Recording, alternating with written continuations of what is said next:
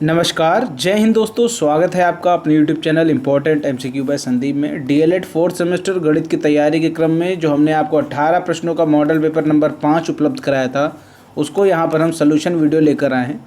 इसमें उन सभी प्रश्नों का हल करके दिखाया गया है और मैं उम्मीद करता हूँ कि आप लोगों ने ये मॉडल पेपर हल कर लिया होगा। और अगर कोई क्वेश्चन आपको नहीं आया तो आप इस वीडियो को देखकर उसको समझ सकते हैं।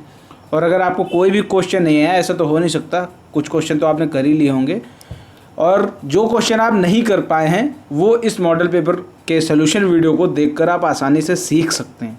ठीक है, क्योंकि यहाँ पर ऐसे ही क्वेश्चन करवा रहे हैं जो आपके हिसाब से इम्पोर्टेंट हो। ठीक है, तो चलिए शुरू करते हैं आज का वीडियो। और लास्ट में अपना स्कोर ज़रूर बताइएगा कि आपके 25 में से कितने स्कोर आ रहा है। ठीक है, चलो शुरू करते हैं आज का वीडियो को शुरू करने से पहले निवेदन है, अगर आपने अभी तक चैनल को सब्सक्राइब नहीं किया तो चैनल को सब्सक्राइब कर लो, घंटे का निशान दबा लो और वीडियो को लाइक भी कर दो।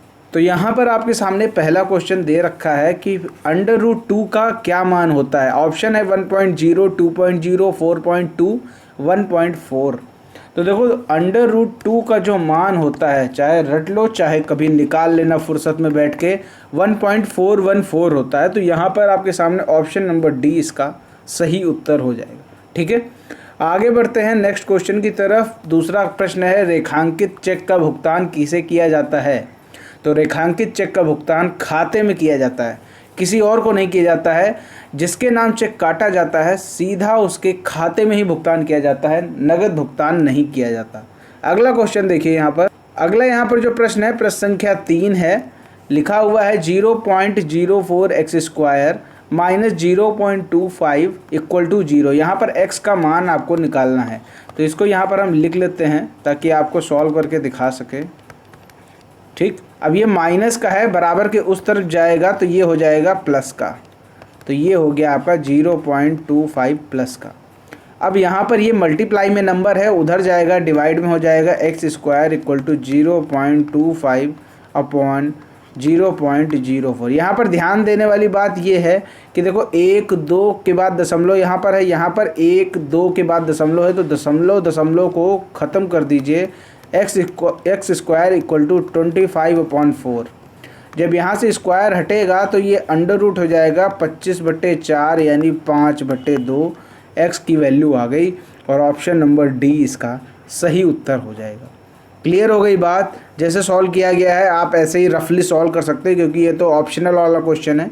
केवल आपको ये बताना है कि 3 का कौन सा ऑप्शन सही, डी सही है, तो सीधा आप क्वेश्चन पेपर में लिखते होंगे डी का 3 का डी ऑप्शन सही है। उसके बाद 4 का जो हो वो लिख दो, 5 का जो हो वो लिख दो। ठीक है, क्योंकि वहाँ सॉल्व तो करना नहीं होता बहुविकल्पी में। आगे देखते हैं अगला यहाँ पर जो प्रश्न है, प्रश्न संख्या 4। वर्ग के विकर्ण कितने माप पर एक दूसरे को समद्विभाजित करते हैं। ये आपके सामने हो गया एक तरीके से वर्ग। ठीक, इसका जो विकर्ण होगा ये विकर्ण हो गए। यहाँ पर ये बताया जा रहा है कि ये एक दूसरे को कितनी माप पर समद्विभाजित, मतलब ये वाला कोण कितने माप का होता है। तो ये जो कोण होता है वो 90 डिग्री का होता है। ठीक है, वर्ग के जो विकर्ण होते हैं वो 90 डिग्री पर एक दूसरे को समद्विभाजित। आपका वृत्त है और एक परिधि पर से एक दूसरी तरफ अगर परिधि पर टच कर रही है, एक तरफ से दूसरी तरफ पे, तो ये आपकी क्या हो जाएगी, ये आपका जीवा कहलाएगा। ठीक है, खासकर बात ये देख लेना कि ये सेंटर से होकर नहीं जाती है। ठीक है, अगर सेंटर से होकर अगर कोई रेखा जा रही तो फिर वो व्यास हो जाएगा। ठीक है, हमें यहाँ चाहिए कि हमें जीवा चाहिए, तो ये आपकी जीवा हो गई। अब दूसरा वृत्त बना लो। अगर कोई रेखा वृत्त को छेदते हुए निकल जाए तो वो आपकी क्या हो जाएगी, वो छेदक रेखा हो जाएगी। ठीक है, चलो ये चीज़ समझ गए होंगे जीवा और छेदक में क्या डिफरेंस है। आगे देखो, 2 पासे एक साथ फेंके जा रहे हैं और प्राप्त अंकों के योग 10 से अधिक होने की संभावना ज्ञात करो। मान के चलो 2 पासे एक साथ फेंके जाएंगे और उनका जो प्राप्त अंक हैं, जो ऊपरी फलक पर अंक आएंगे, उनके योग 10 से अधिक होने की क्या संभावना। पहले तो हमें ये पता होना चाहिए कि जब हम 2 पासे फेंक रहे हैं तो जो ऊपरी फलक पर नंबर आ रहे हैं, अगर उनका योग 10 से अधिक हो रहा है तो वो कौन कौन से नंबर हो सकते हैं। देखो यहाँ पर ध्यान दो, अगर 5 5 कर दे तो ये 10 होगा, हमें चाहिए 10 से अधिक। ठीक, तो यहाँ पर पहले पासे में 5 आ जाए और दूसरे पासे में 6 आ जाए, या तो ये हो। ठीक है, या फिर एक दूसरी कंडीशन हो सकती है कि पहले पासे में 6 आ जाए, दूसरे पासे में 5 आ जाए, ठीक। या तो तीसरी कंडीशन ये हो सकती कि दोनों में 6 आ जाए, यानी 3 कुल मिलाकर कंडीशन हो सकती हैं जब प्राप्त अंकों का योग 10 से अधिक होगा, ठीक। 5 6 11, 6 5 11, 6 6 12, यानी कुल मिलाकर 3 है। तो संभावित परिणाम हमारे पास कितने आ जाएंगे, वो आ जाएंगे 3, ठीक। कुल परिणाम कितने होते हैं, जब 2 पासे फेंके जाते हैं कुल परिणाम होते हैं 36। तो 10 आने की संभावना क्या हो जाएगी, 3/36 इक्वल टू 1/12, ठीक। ये काटे जाएगा, 1/12 आ जाएगा इसका सही उत्तर। क्लियर हो गई बात। चलो नेक्स्ट क्वेश्चन की तरफ बढ़ते हैं। अगला क्वेश्चन यहाँ पर है, डंडे का व्यास 4.9 सेंटीमीटर है, व्यास है ये, और डंडे पर 250 फेरे डोरी लपेटनी है। इसका मतलब है कि जो व्यास दे रखा है और 250 फेरे डोरी लपेटनी, कितनी डोरी की आवश्यकता होगी। तो सबसे पहले हमें ये पता चल जाए एक फेरे लपेटने पर कितनी डोरी की आवश्यकता होगी। तो अगर आप देखो जो डंडा होगा, जब व्यास की बात कर रहा है, सीधी सी बात है वो गोल होगा। तो मान के चलो ये है, अब यहाँ अगर ये पूरा लपेटना है तो पूरा ये कवर करना पड़ेगा, ठीक है। तो कवर करने का मतलब है ये पूरा, ये होगा क्या, ये होता है परिधि, एक तरीके से कह सकते हैं परिधि होती है, ठीक। परिधि होगी क्या, यानी अगर एक चक्कर की बात करें, यानी एक फेरे की बात करें, तो मतलब परिधि की बात हो रही है। परिधि होती क्या है, 2πr, ठीक है। तो 2r आपको व्यास दे रखा है, ये त्रिज्या है, और त्रिज्या का अगर 2 से गुणा कर दो तो वो व्यास हो जाता है। तो यहाँ पर हम पाई की वैल्यू रख दें 22/7 इंटू 4.9 रख दें, ठीक। तो आपका क्या करना होगा, यहाँ पर 2r मतलब व्यास दे रखा है, तो 4.9 और पाई की वैल्यू 22/7, ठीक। अब इसको सॉल्व कर लो, 7.7 ही आ जाएगा, और 22 का जब 0.7 में गुणा करोगे तो 154 आएगा, 15.4, ठीक। ये पॉइंट लग जाएगा। तो ये वो आपका हो गया, परिधि आ गई 15.4, यानी एक फेरे में 15.4 सेंटीमीटर डोरी की आवश्यकता होगी। अब हमें फेरे कितने लगाने हैं, 250 फेरे लगाने हैं। तो 250 गुणे 15.4, जब 250 को गुणा 15.4 में करोगे तो आई थिंक 3850 सेंटीमीटर डोरी की आवश्यकता होगी। समझ गए बात को। एक फेरे लगाने पर 15.4 सेंटीमीटर डोरी की आवश्यकता है। 250 फेरे लगाने के लिए 250 से मल्टीप्लाई कर दीजिए, 3850 सेंटीमीटर आ जाएगा।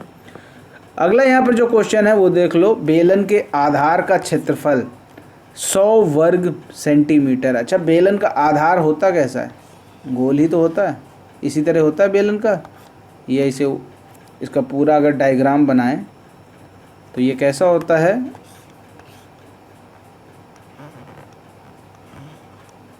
ठीक।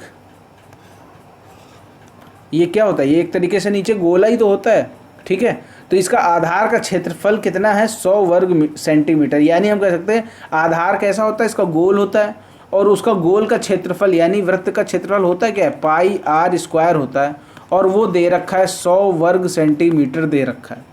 πr² दे रखा है 100 वर्ग सेंटीमीटर। तो यहाँ पर हम ऊपर लिख लेते हैं πr² बराबर 100 वर्ग सेंटीमीटर। बेलन की ऊंचाई आपकी दे रखी है 10 सेंटीमीटर। आयतन आपको बेलन का ज्ञात करना है, तो आयतन क्या होता है बेलन का आपको मालूम होगा, πr²h। πr² दे रखा है 100, h दे रखा है 10, तो इसका आंसर आ जाएगा 1000 घन सेंटीमीटर। क्लियर हो गई बात। ध्यान से क्वेश्चन को देख लो और क्या दिया उसमें आसानी से सॉल्व हो जाएगा। आगे देखते हैं, अगला क्वेश्चन यहाँ पर है प्रश्न संख्या 10, 2/5, 4/7, 5/9 और 1/6 को अवरोही क्रम में लिखो। तो कैसे लिखेंगे इसको अवरोही क्रम में। अवरोही क्रम का मतलब होता है बड़े से छोटे की ओर, ठीक, बड़े से छोटे की ओर। तो यहाँ पर सबसे पहले सबसे बड़ा लिखेंगे, फिर उसके बाद उससे छोटा, फिर उससे छोटा। अब यहाँ पर इसको सॉल्व कैसे करें, या तो क्या करो, इन सभी के हर को बराबर कर लो।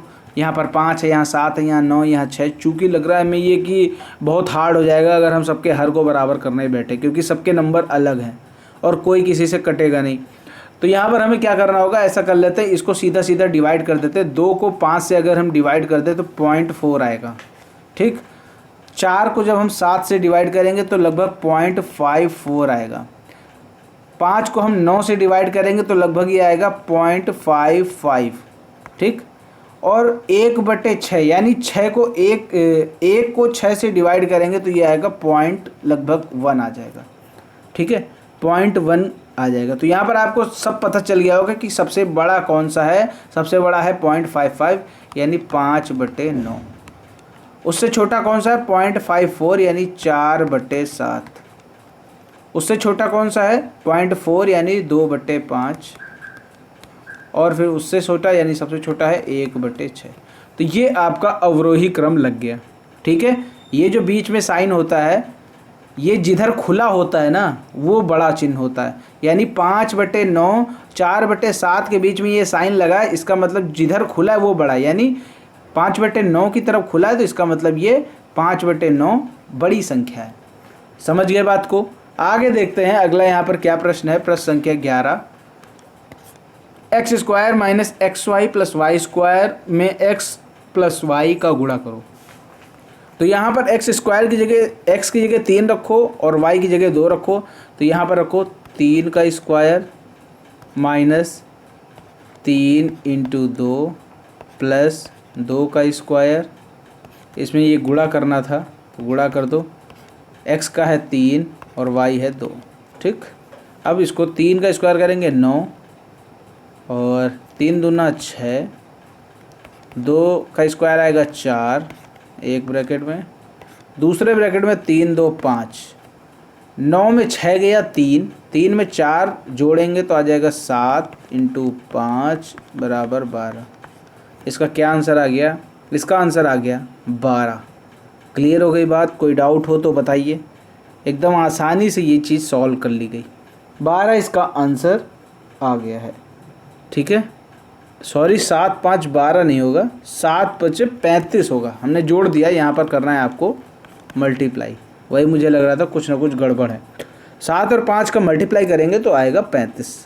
नेक्स्ट क्वेश्चन की तरफ बढ़ते हैं। प्रश्न संख्या 12, ध्यान से देखिएगा। 2x की पावर -1 प्लस 2x की पावर +1 बराबर 320। इसमें x का मान ज्ञात करना है। तो यहाँ पर ध्यान से देखो इसको कैसे सॉल्व किया जाएगा। ये है 2x की पावर -1। यहाँ पर ध्यान से देखो ये 2 की पावर x है, ठीक, बटे 2 नीचे आ जाएगा। क्यों नीचे आ जाएगा इसको भी मैं आपको एकदम क्लियर करके बता देता हूँ। देखो 2 की पावर x -1 है, तो इसको कैसे करेंगे? इसको करेंगे 2 की पावर x डिवाइड 2 की पावर 1, या 2 भी खाली छोड़ दो तब भी ये ऐसे ही रहेगा। अब जब आधार सेम होता है तो क्या हो जाता है, पावर आपस में घट जाती हैं, ठीक है। बीच में डिवाइड का साइन लगाओ, आधार सेम हो तो पावर घट जाती हैं, तो x -1 आ जाता है। अब यहाँ पर ये देखो, इसको हम लोग कैसे लिख सकते हैं? 2 की पावर x अपॉन, ये डिवाइड का ही तो साइन है, डिवाइड, और ये 2 नीचे आ गया, ठीक, यही तो होगा। इसी तरह जब इसको सॉल्व करेंगे तो ये आ जाएगा 2 की पावर x, ठीक, और क्या हो जाएगा मल्टीप्लाई 2। यहाँ पर डिवाइड करना पड़ रहा था क्योंकि यहाँ पर माइनस लगा था, यहाँ पर लगा है प्लस, तो यहाँ पर मल्टीप्लाई किया जा रहा है। ये चीज़ समझ में आ गई, और बराबर 320, ठीक। अब यहाँ पर देखो इन दोनों में 2 की पावर x अपॉन 2 की पावर x इंटू 2, इनमें कॉमन ले लेते हैं। 2 की पावर x कॉमन ले लो, ये हमने ले लिया 2 की पावर x कॉमन, और यहाँ बचेगा 1/2 और यहाँ बचेगा 2, ठीक, बराबर 320। अब इसके बाद 1/2 और 2 को जब आपस में जोड़ेंगे तो ये आ जाएगा 2 दूना 4 प्लस 1 5, 5/2, 2 की पावर x इंटू 5/2 = 320। अब ये 5/2 जब बराबर के उस तरफ जाएगा तो मल्टीप्लाई में अगर जाएगा तो ये हो जाएगा 2/5, ठीक है। 2 की पावर x 320 इंटू 2/5, जब इसको सॉल्व करेंगे तो ये आ जाएगा 5 छक्का 30 और 5 चौको 20, यानी 64 गुणे 2 ये आपके पास आ जाएगा। और 64 गुणे 2 होता है 128। ध्यान से देखिएगा, 64 गुणे 2 कितना होता है, 128 होता है। तो 2 की पावर x बराबर 128, 2 की पावर x बराबर 128। अब 128 को 2 के फॉर्म में चेंज करना होगा। तो जब 2 की पावर 7 करेंगे, चाहे करके देख लो, 2 गुणे 2 गुणे 2 गुणे 2 गुणे 2, 1 2 3 4 5 6 और 7, 2 दूना 4, 4 दूना 8, 8 दूना 16, 16 दूना 32, 32 दूना 64 और 64 दूना 128, यानी 2 का पावर 7 कर दे तो हमें 128 मिल जाएगा। अब देखो यहाँ भी 2 है, यहाँ भी 2 है, x की वैल्यू कितनी आ गई, 7 आ गई। क्लियर हो गई बात? कोई डाउट हो तो बताओ। कितनी आसानी से x की पावर x बराबर 7 वैल्यू यहाँ पर निकल आई।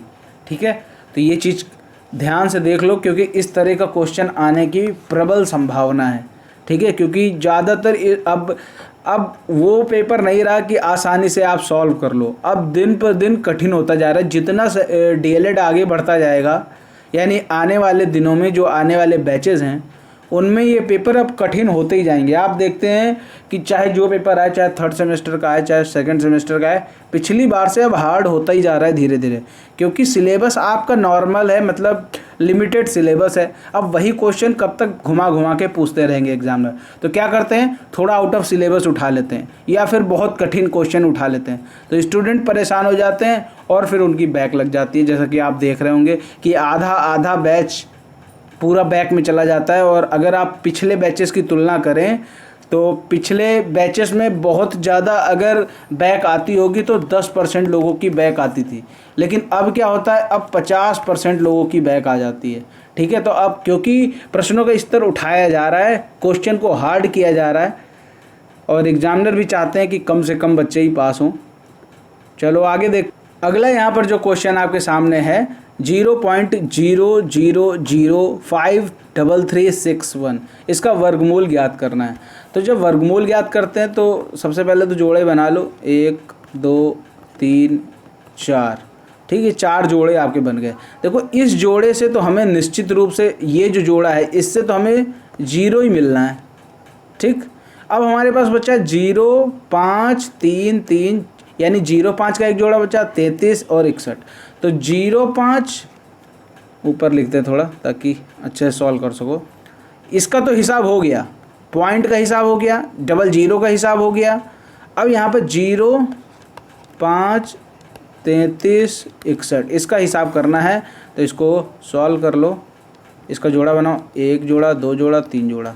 अब पहला जोड़ा लो, पहला जोड़ा है 0 5 यानी 5 है ये, तो वर्ग का पहाड़ा पढ़ो, 1 1 कम 1, 2 दूना 4, 3 3 9, 9 ज़्यादा हो रहा है यानी 2 बार ले जाओ, 2 दूना 4, 5 में 4 गया, 1 बचा। अगला जोड़ा उतार लो 33, ये वाला 2 यहाँ उतार लो, 2 2 4 हो जाएगा। अब इसकी एक संख्या भूल जाओ तो भूल गए और बचेगा 13, 4 तियाँ होता है 12, तो 3 यहाँ भी लिख दो, 3 यहाँ भी लिख दो, 3 तियाँ 9 और 3 चौको 12। 133 में 129 जाएगा तो आएगा 4 और ये 61 उतार लो। ये जो 3 था इस 3 के नीचे रख कर जोड़ लो, 4 46 हो गया। अब यहाँ पे 46 है, यहाँ भी 46, यानी एक बार चला जाएगा सीधा, एक यहाँ लिखो एक यहाँ लिखो, 461 एकम 461, ये पूरा पूरा कट गया। यहाँ आ गया 231, तो 0 53 361 से हमें क्या मिल गया, 231। बड़ी आसानी से इसका वर्गमूल निकल आया है 0.0231। ये आपके सामने आंसर आ गया। नेक्स्ट क्वेश्चन की तरफ बढ़ते हैं। अगला क्वेश्चन यहाँ पर क्या कहा जा रहा है, प्रश्न संख्या 14 है, 3 सिक्कों को एक साथ फेंकने पर प्राप्त होने वाली कुल संभव परिस्थितियाँ लिखो। यानी 3 सिक्कों को अगर फेंका जाए तो कौन कौन सी परिस्थितियाँ हमें मिलेंगी वो यहाँ पर लिखना है। तो मान के चलो पहली परिस्थिति हेड, टेल और टेल, यानी पहले सिक्के में हेड आ गया, दूसरे में टेल आ गया और तीसरे में भी टेल आ गया। एक तो ये कंडीशन हो सकती है। दूसरी कंडीशन ये हो सकती है कि पहले सिक्के में हेड आए, दूसरे सिक्के में हेड आए और तीसरे में टेल आए। ठीक, तीसरी कंडीशन हो सकती है पहले सिक्के में हेड आ जाए, दूसरे में टेल आ जाए और तीसरे में भी हेड आ जाए। चौथी कंडीशन क्या हो सकती है कि सभी में हेड आ जाए। ठीक, ये सब में हेड आ गया। पांचवी कंडीशन हो सकती है सभी में टेल आ जाए। ठीक, ये चीज़ तो आपको क्लियर हो गई। अब देखो, ये हो सकता है कि पहले सिक्के में टेल आ जाए, दूसरे सिक्के में क्या आ जाए, हेड आ जाए, और तीसरे में टेल आ जाए, TST यानी हो जाए, और TTH यानी पहले और दूसरे सिक्के में टेल आ जाए और तीसरे में हेड आ जाए। और कौन सी कंडीशन में सकते, कितने में, 1 2 3 4 5 6 7, कुल मिलाकर 8 कंडीशन होती हैं, ये याद रखिएगा। 7 हमने लिख लिया यहाँ पर। एक कंडीशन ये हो सकती है कि पहले में टेल आ जाए और बाकी के दोनों में हेड आ जाए। देखिए कोई रिपीट तो नहीं हुआ यहाँ पर, ध्यान से देख लीजिए। HTT HHT HTH HHH TTT THT TTH और THH, कुल मिलाकर यहाँ पर कोई संख्या रिपीट नहीं हुई है। तो ये आपके कुल मिलाकर 3 सिक्के अगर एक साथ फेंके जा रहे हैं तो ये कुल संभव परिस्थितियाँ हैं, और इतना लिखने पर आपको पूरा 2 नंबर मिलेगा। नेक्स्ट क्वेश्चन की तरफ बढ़ते हैं। प्रश्न संख्या है 15, मध्यिका ज्ञात करनी है आपको, और ये आपके पद दे रखे हैं, बारंबारता दे रखी। तो यहाँ पर हम इसके कॉलम खींचेंगे।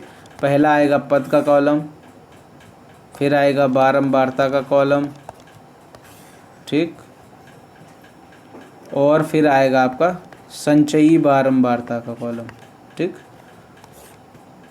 12 16 20 24 28 बारंबारता आपकी दे रखी 5 11 15 22 और 8। अब यहाँ पर संचयी बारंबारता कैसे भरते हैं, ये 5 यहीं उठा कर रख दो, 5 और 11 को जोड़ दो 16, 16 15 को जोड़ो 31, 31 और 22 को जोड़ोगे तो आएगा 53, 53 8 को जोड़ोगे आएगा 61। ठीक, ये आपका आ गया 61 आया लास्ट में। इसका ये मतलब है कि n बराबर कितना है 61, और 61 कैसी संख्या है, विषम संख्या, यानी मध्यिका का विषम वाला फार्मूला लगाना पड़ेगा। ठीक, क्या होता है विषम वाला फार्मूला, वो होता है n+1/2वां पद। ठीक, अब n कितना है, n है 61, और 61 में 1 जोड़ोगे तो हो जाएगा 62, 62/2 हो तो वो हो जाएगा 62/2 होता है 31वां पद। ठीक, अब 31वां पद है कहाँ से मिलेगा, पहले संचयी बारंबारता में देखो 31 या 31 से जस्ट बड़ा, तो 31 तो हमें मिल ही गया। यहाँ पर 31 के सामने पद देख लो 20 है, तो यहाँ पर आपकी मध्यिका कितनी हो जाएगी 20। क्लियर हो बात, 31वां पद कौन सा है, 31वां पद है 20, तो आपकी मध्यिका कितनी निकल के आ गई 20। उम्मीद करता हूँ ये चीज़ आपके समझ में आ गई।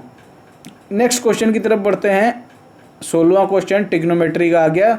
सीधे सीधे आपको क्या करना है, यहाँ पर सीधे आपको वैल्यूज़ रख देनी है, यानी cos 60 की कितनी वैल्यू होती है, sec 30 की कितनी वैल्यू होती है, और आपका tan 45 की कितनी वैल्यू होती है। ये सब आपको अगर पता है तो आप फटाफट इसको आसानी से सॉल्व कर सकते हैं।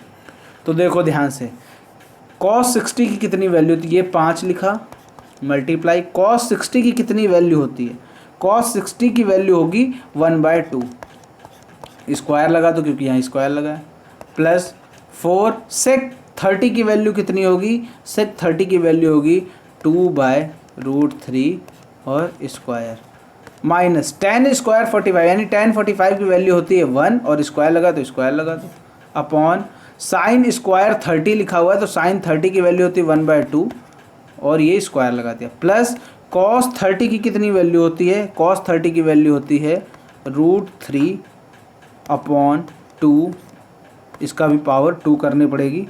ठीक, अब यहाँ पर देखो सॉल्व कर लो सबको, यहाँ हो जाएगा 5 × 1/4 प्लस 4 × 2 का पावर 2 है 4 हो जाएगा, √3 का स्क्वायर है तो 3 हो जाएगा, -1, 1/4 ये हो जाएगा, और √3 का स्क्वायर करेंगे तो 3 हो जाएगा, और 2 का स्क्वायर करेंगे तो 4 आ जाएगा।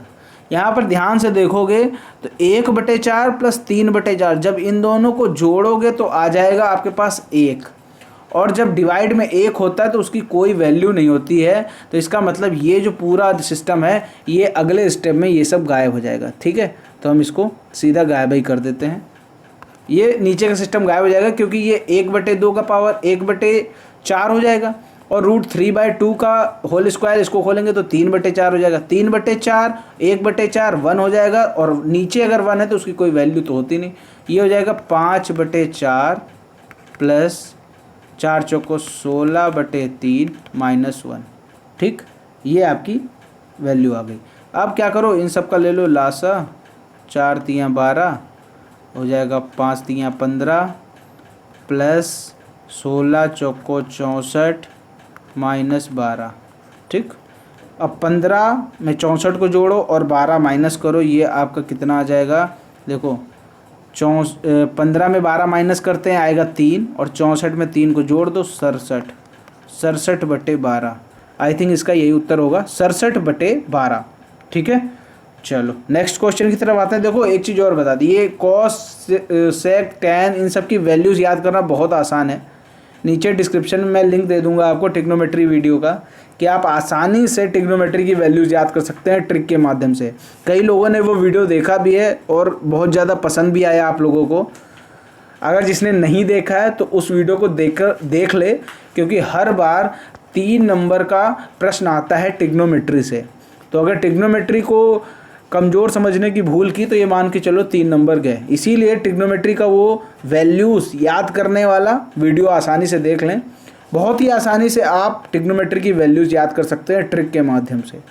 आगे बढ़ते हैं। अगला प्रश्न है, शंकु का आयतन 36 पाई घन सेंटीमीटर है। शंकु की ऊंचाई आधार के व्यास की दोगुनी है।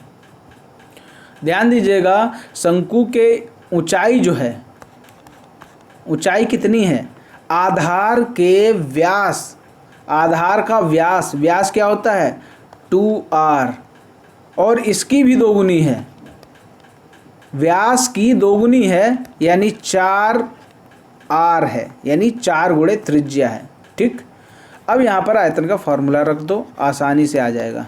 आयतन का फार्मूला क्या है, ये 36 पाई दे रखा है।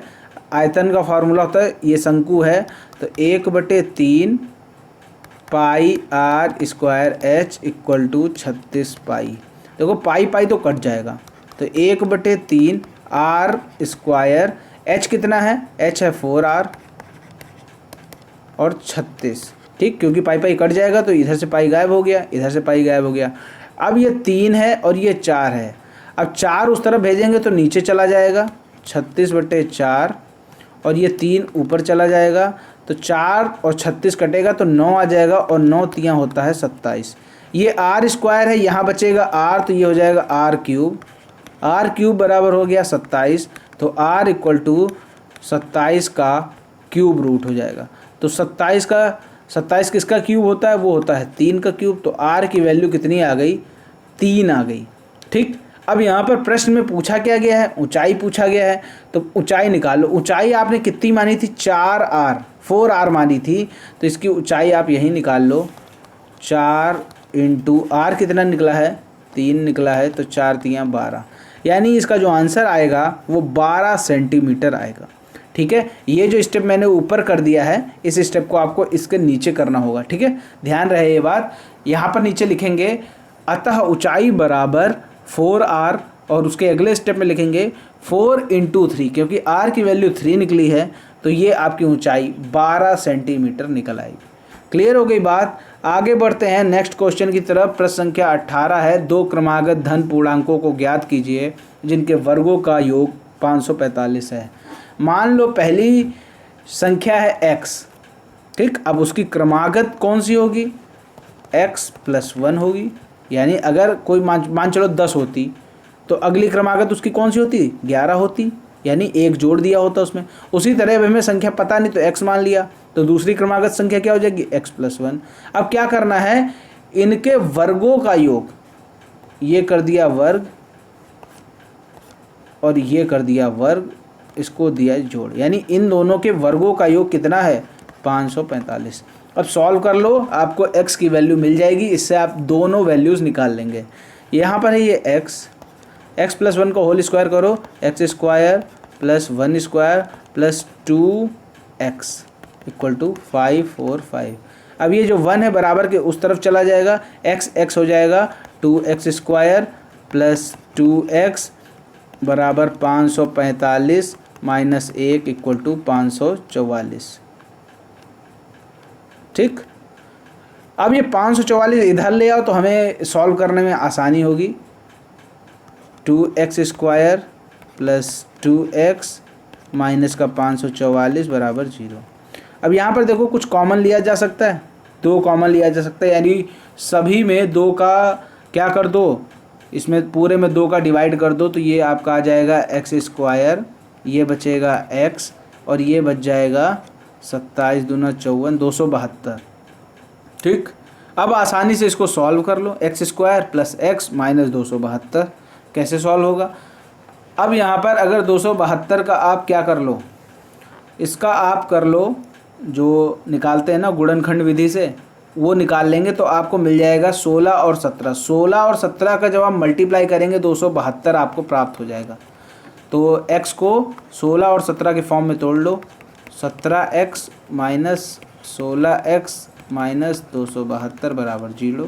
इसमें कॉमन ले लो, x प्लस 17 ये कॉमन मिल गया तो x प्लस 17 यहाँ भी लिख दो।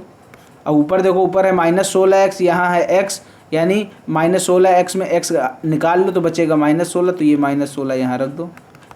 एक ब्रैकेट में हो जाएगा x माइनस 16, दूसरे ब्रैकेट में हो जाएगा x प्लस 17 इक्वल टू 0। अब यहाँ से हमें x की वैल्यू निकालनी होगी, तो जो माइनस का होता है वही उसकी वैल्यू आ जाती है। देखो x माइनस 16 बराबर 0, ये -16 उस तरफ जाएगा तो प्लस का 16 हो जाएगा, यानी x की वैल्यू कितनी आ गई, प्लस का 16। इससे वैल्यू निकालोगे तो x बराबर -17 वैल्यू आएगी। तो जो माइनस की वैल्यू होती उसे लेते नहीं है, लेते सदा प्लस की वैल्यू है। तो यहाँ पर हमने x बराबर 16 वैल्यू ले ली। हमने पहली संख्या मानी थी x, तो हमारी पहली संख्या तो आ गई 16। दूसरी संख्या हमने मानी थी x प्लस 1, यानी 16 प्लस 1 मतलब 17। तो यहाँ पर इसका अगली लाइन क्या होगी, पहली संख्या बराबर x बराबर 16, दूसरी संख्या बराबर x प्लस 1 बराबर 16 प्लस 1 इक्वल टू 17। तो यहाँ पर आपकी दोनों संख्याएं प्राप्त हो गई जिनके वर्गों का योग 545। इस तरह आपको सॉल्व करना होगा, तब जाकर आपको 2 नंबर पूरा मिलेगा। देखो क्वेश्चन है तो टिपिकल, बस केवल कैलकुलेशन है, और इसी कैलकुलेशन में ज़्यादातर बच्चे धोखा खा जाते हैं और पूरा नहीं करते उसको और नंबर कट जाते हैं। तो इसलिए इस तरह के क्वेश्चन को सॉल्व ज़रूर कीजिए, थोड़ा सा दिमाग ज़रूर लगाइए। ठीक है, अब यहाँ पर लास्ट में इतने क्वेश्चन मैंने बता दिए। अब आपके लिए एक सरल सा क्वेश्चन है कि जो चक्रीय चतुर्भुज होता है उसके सम्मुख कोणों का योग कितना होता है, सम्मुख कोणों का योग कितना होता है, ये नीचे कमेंट में बताइए। उम्मीद करता हूँ वीडियो पसंद आया होगा। अपना स्कोर नीचे कमेंट में ज़रूर बता दीजिए कि आपका कितना स्कोर आ रहा है इन 18 प्रश्नों में, यानी 25 नंबर में कितने नंबर आपके आ रहे हैं। वीडियो पसंद आया तो वीडियो को लाइक करें, शेयर करें, चैनल को सब्सक्राइब नहीं किया तो चैनल को सब्सक्राइब करके घंटे का निशान जरूर दबा दें। मिलते हैं दोस्तों अगले वीडियो में, तब तक के लिए जय हिंद, जय भारत।